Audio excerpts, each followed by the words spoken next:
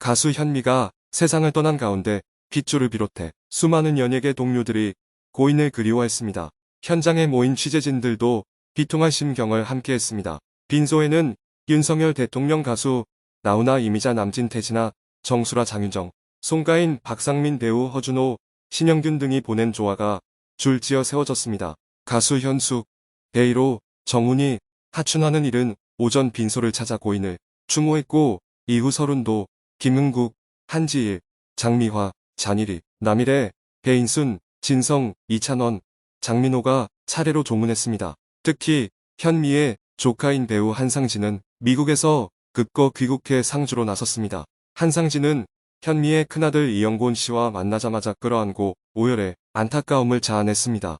또 다른 조카인 가수 노사연 또한 빈소를 방문해 세상을 떠난 이모에 대한 애틋함을 전했습니다. 노사연은 같은 가수이고 하늘처럼 멋있는 이모였는데 너무 아쉽습니다. 우리 이모는 가장 멋지고 훌륭했던 별이었다고 생각합니다. 많은 사람들이 사랑을 해주셨으니 이모가 기쁘게 천국에 가셔서 우리한테 고맙고 행복했다, 걱정들을 하지 말아라 하실 것입니다. 라고 이야기했습니다. 진성은 한 페이지의 역사가 안타깝게 사라지는구나 하는 심경이었습니다. 힘든 가수에게는 격려와 희망의 말을 해주셨고, 인기가 절정인 가수에게는 겸손이 무엇인가를 느끼게 해주셨습니다. 정도에 어긋나지 않는 삶을 살아가는데 크나큰 지침이 되주셨습니다. 그래서 이러한 큰 어르신이 이런 일을 당하니까 더욱 가슴이 아픕니다. 라고 슬픔을 감추지 못했습니다. 남일에는 현미 씨는 항상 우리한테 힘을 주고 즐거움을 준 분이기 때문에 갑자기 돌아가셨다고 하니 너무 안 됐더라고요. 현미 씨가 늘 경쾌하고 자기를 다 감추고 명랑한 이야기만 생각했습니다. 건강한 분이 돌아가셨다고 하니 무슨 할 말이 없더라고요. 하늘에 올라가셔서 편안하게 고통 없는 곳에서 쉬시길 바랍니다. 라고 애도를 표하며 현미의 히트곡 내 사랑아 한 소절을 불러 먹먹함을 자아냈습니다. 일찍이 빈소에는 추모 현장을 전하기 위한 취재진들이 모였습니다. 유족들과 대한가수협회 측은 취재편의 등을 살피며 고인의 마지막 길에 따뜻한 온정을 더했습니다. 현미의 장남 이영곤 씨는 상주 역할을 하며 경황이 없는 상황에서도 직접 취재진에게 인터뷰를 요청했습니다. 이 씨는 어머니의 별세에 관심 가져준 매체들께 너무 감사드립니다. 이렇게까지 어머니의 비보를 다뤄주실 줄도 몰랐고 전 국민들이 애도해주시고 안타까워해주셔서 감동받았습니다라고 인사했습니다. 더불어 어머니가 국민 여러분들 가슴속에 깊이 기억되는 가수가 됐으면 좋겠습니다. 저 자신도 남은 생에 어머니의 명예에 누가 되지 않도록 열심히 살겠습니다라고 다짐했습니다. 이 씨는 취재진 앞에서 생전 어머니를 문박을 나서면 대한민국 가수인데 집에 들어오면 평범한 엄마라고 추억했습니다. 특히 미국에 거주 중으로 어머니의 홀로 보낸 것에 혼자서 말없이 가신 것에 대해서는 평생 씻어도 못 씻을 불효라 생각합니다. 라며 눈물을 보였습니다. 이 씨는 국내에서 장례 절차를 마친 후 어머니의 유해를 미국으로 모셔갈 계획입니다. 이렇게 많은 이들이 그리워하고 안타까워하고 있지만 아들의 말대로 현미는 마지막 순간 쓸쓸하게 혼자 떠났습니다. 화려한 인생을 산 듯한 그녀이지만 노년은 씁쓸했습니다. 그런 그녀의 곁에서 일거수일투족 지켜보며 보살폈던 것은 다름 아닌 팬클럽 회장이었습니다. 쓰러져 있는 고인을 발견했다고 보도된 그 팬클럽 회장입니다. 사실 단순히 일반 팬클럽 회장과는 조금 다른 인물입니다. 발목을 다쳤을 때도 고인이 119에 연락하지 않고 제일 먼저 전화를 했던 게 바로 이 팬클럽 회장이었습니다. 자택에 쓰러져 있는 현미를 처음 발견해 신고한 팬클럽 회장으로 언론에 보도된 인물은 대우그룹 대표이자 다수의 저서를 보유한 기업인 김우일이었습니다.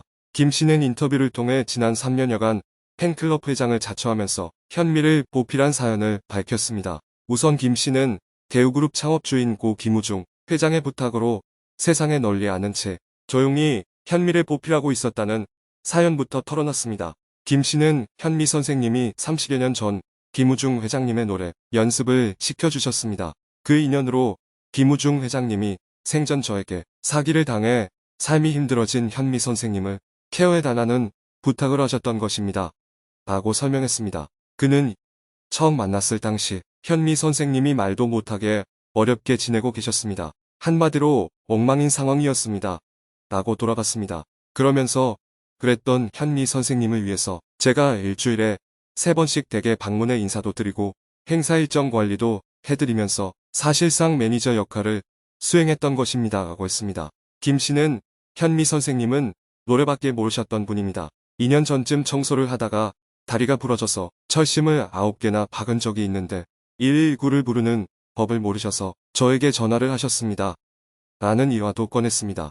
덧붙여 심지어 사기를 당하신 상태라 의료보험도 없으셨습니다. 당시 제가 병원에 보증을 서서 수술을 받고 완쾌하셨던 것입니다. 라고 했습니다. 김 씨는 현미를 임종순간을 목도하게 된 상황에 관해서도 상세히 이야기했습니다. 그는 현미 선생님이 4월 3일 월요일에 경북 김천효 문화원이란 곳에서 진행된 행사 공연에 참여하셨습니다. 먼 일정이라 제가 KTX를 함께 타고 모셔다 드렸고 당일 행사가 끝낸 뒤 귀가도 함께 했습니다. 라고 말했습니다.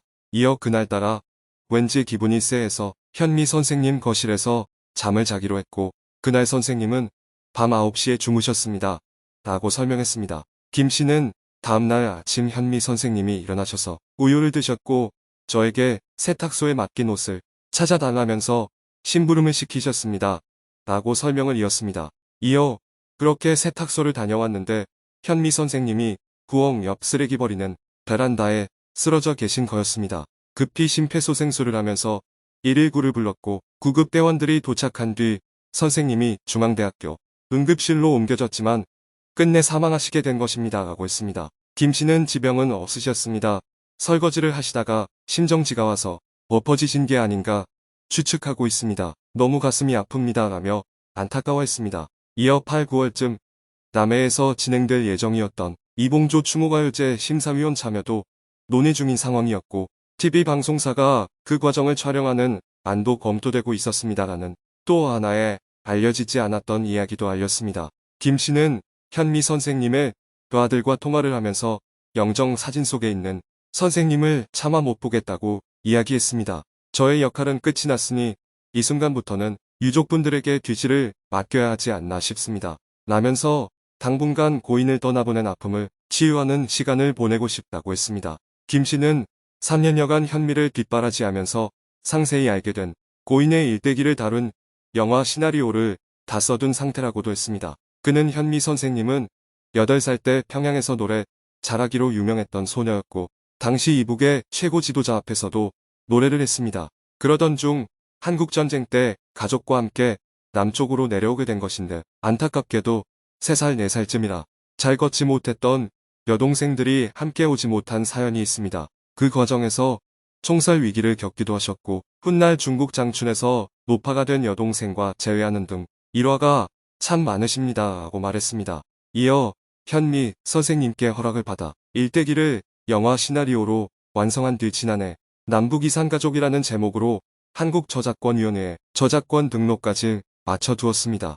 영화 말미에는 현미 선생님이 직접 출연해 이산가족의 아픔에 대해 이야기하는 장면도 넣을 계획이었는데 선생님이 급작스럽게 세상을 떠나게 되신 것입니다. 라고 안타까워했습니다. 아울러 그는 비록 돌아가셨지만 추후 기회가 된다면 남북 이산가족의 상징과도 같으신 현미 선생님의 일대기를 다룬 의미 깊은 영화 제작을 다시 추진해보고 싶습니다. 유족들과도 영화와 관련한 이야기를 나누는 중입니다. 장례가 모두 끝나면 고인은 아들들이 살고 있는 미국의 땅에서 영면에 들 예정입니다. 부디 그곳에서 벗들과 만나 더 이상 쓸쓸하지 않고 행복한 시간 보내길 바라겠습니다.